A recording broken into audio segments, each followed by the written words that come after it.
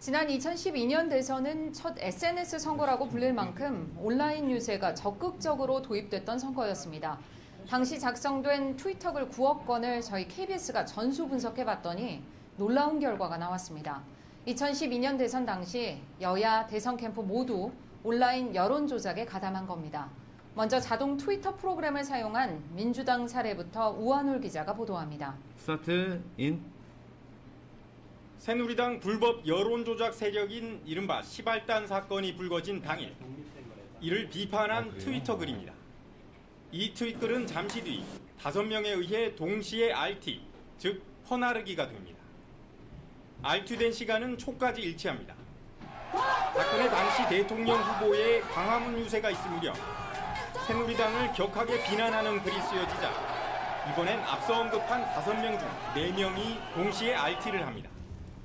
이런 움직임은 겉보기에 여러 명이 한 것 같지만 실제로는 한 사람이 자동 트윗 프로그램을 사용해 글을 확산시킨 것으로 분석됐습니다. 사람이 동시에 할 수가 없는 거죠. 기계적으로 이것을 동시에 RT하게끔 만들어놨다. KBS 탐사보도부는 9억여 건의 트위터 빅데이터를 분석해 이런 이상 활동을 보인 트위터 계정 13개를 찾아냈습니다. 13개 계정의 주인을 추적해보니 3명이 민주당 선거 캠프에서 공식 활동을 한 인물로 확인됐습니다. 이 계정 주인 중 1명은 본인이 자동 프로그램을 써서 트위터 활동을 했음을 시인했습니다.